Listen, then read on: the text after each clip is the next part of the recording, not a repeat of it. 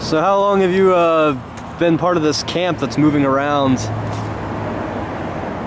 It's about 2 weeks, however long it's been. And how many sites have you been in just in that time? 1, 2, 3,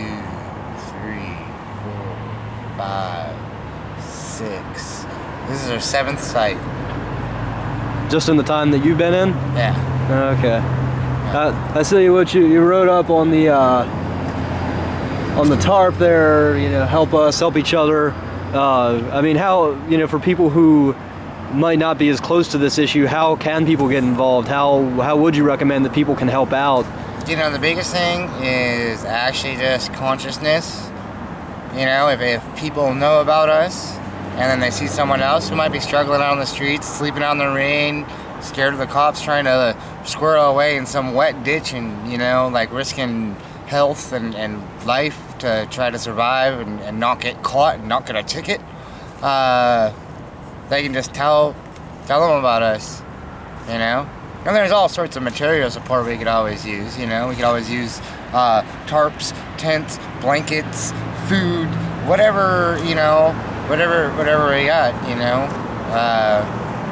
We're just, you know, we're out here just grassroots, straight ground war against the, you know, system of iniquity that's obvious, you know, when their laws are against people's survival.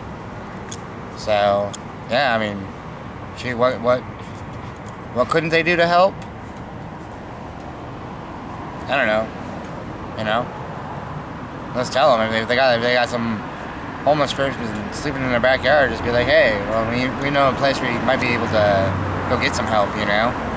Even if the mission won't take them or you know, all these other places won't take them, then come here, we'll help them, you know, or try to. Some people here, I mean, we're not like, we're just homeless. I mean, I'm homeless myself. I have, you know, not much, I'm getting experience in social work through this, for sure. I'm getting better at it, but I don't know how to deal with a crazy drug addict nut, you know, so well. But we try, you know. And it's better than doing nothing at all, or calling them criminals, and, you know, trying to make them die or something, you know. And I guess that's just the eugenicists that live here really try to do it. You know, the city council eugenicists. Mm-hmm. Now, do you think that the stability of sites like this actually improves the kind of impact it has on the community, not just for the people on the streets? Definitely. Keeps people off the streets, keeps them less desperate. The main thing, my main issue is health, right? You want to have them out there sleeping in the rain, getting sick, becoming little petri dishes for what kind of foul, you know, mono or whatever kind of foul disease they'll get, and then going into your downtown area and breathing on you, and you get sick, you know, like everyone else gets sick, you know. It's like, you know, you're just basic health care of keeping them out of the rain, you know. Like, that's all this is. This is like, you know, it's like, we don't need all this medicine. We don't need all, like, what good is medicine in a hospital if they're just gonna come sleep out in the rain and get sick again, you know? It's just like the basic health care that we need. And that's what this protest is for. It's just for basic health care, you know? And, like, being able to provide it. And being that the city has, you know, there's a bunch of bureaucrats that have too many laws and loopholes, and you have all these people that only look at money that make these laws. And that is just a travesty, you know. It ruins a big part of what, like, this city could be. This city has, you know, a pretty good community. You know, there's communities within this community that are awesome, but we can still make it better, you know.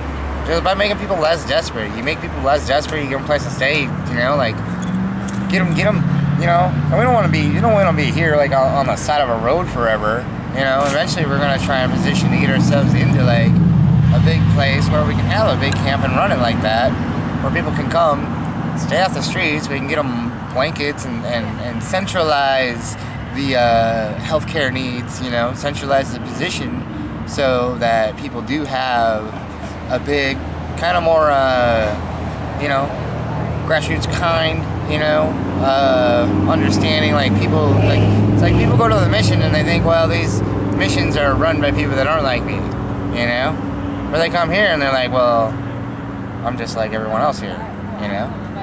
And like, they feel more comfortable. Mm-hmm. And they don't get like, you know, a lot of people won't go to those places just because they don't feel comfortable there, you know? Especially with the mission, you got a lot of people that just hate Christianity. They won't go to the mission just because it says God loves you right above the door, you know? We're not like, you know, we're out here just trying to like, you know? I'm here, shit.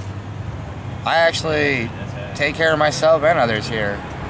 Like, it's the essence of community. That's what we're building here, is community, you know? And like, within that, like the basic thing that a community does is provide that basic health care, which is, you know, even hanging out, like, look, check this out.